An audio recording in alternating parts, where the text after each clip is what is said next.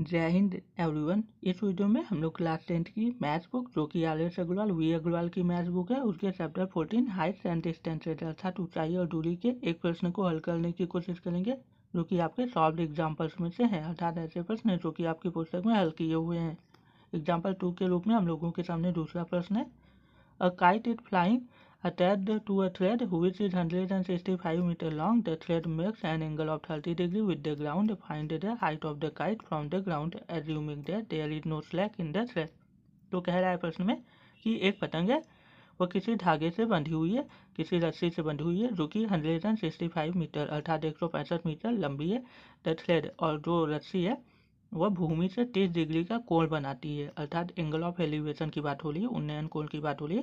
तो मान लेते हैं पी क्यू जो है वह पतंग की डोर है, रस्सी है, और जो पी पॉइंट है, पी बिंदु है, वह मान लेते हैं भूमि पर आकर स्पर्श कर रहा है और बिंदु क्यू अर्थात पॉइंट क्यू पर पतंग है हम लोगों की और पी क्यू जो है वह पतंग की डोर है अर्थात थ्रेड ऑफ काइट है।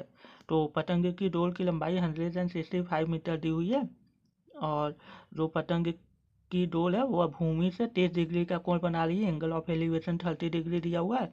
पॉइंट क्यू अर्थात जहाँ पर पतंग है वहाँ से हम लोग भूमि एल एम पर एक परपेंडिकुलर ड्रॉ करते हैं क्यू आर। तो उसको हम लोग मान लेते हैं यथ मीटर है, क्यू आर की जो ऊंचाई है यथ मीटर है। तो यही हम लोगों को निकालना है कि पतंग भूमि से कितनी ऊंचाई पर है, क्योंकि ऊंचाई हमेशा एकदम परपेंडिकुलर होती है। तो यहाँ पर हम लोगों ने परपेंडिकुलर मतलब ड्रॉ कर लिया। उसके बाद अब हम लोग क्यू आर को फाइंड करेंगे तो हम लोगों का आंसर आ जाएगा।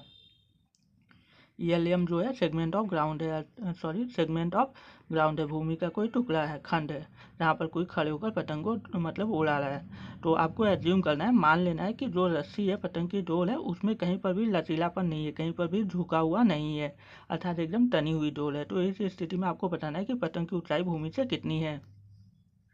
तो हम लोग फिगर इस तरह से देखते हैं। साइन 30 की वैल्यू हम लोग निकालते हैं, साइन 30 इक्वल्स क्यू आर हो जाएगा, perpendicular upon hypotenuse upon P Q हो जाएगा। तो साइन 30 हम लोगों को पता है 1/2, क्यू आर की वैल्यू हम लोगों को पता है कि हम लोगों ने यस मान ली है और पी क्यू की वैल्यू 165 दी हुई है।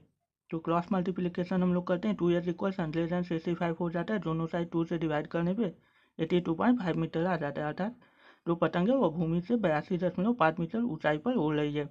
If you like this, kindly like, share, subscribe my channel and support me. If you want any video on any topic, please comment in the comment section. I will try to make the video in a very simple way. Thank you so much.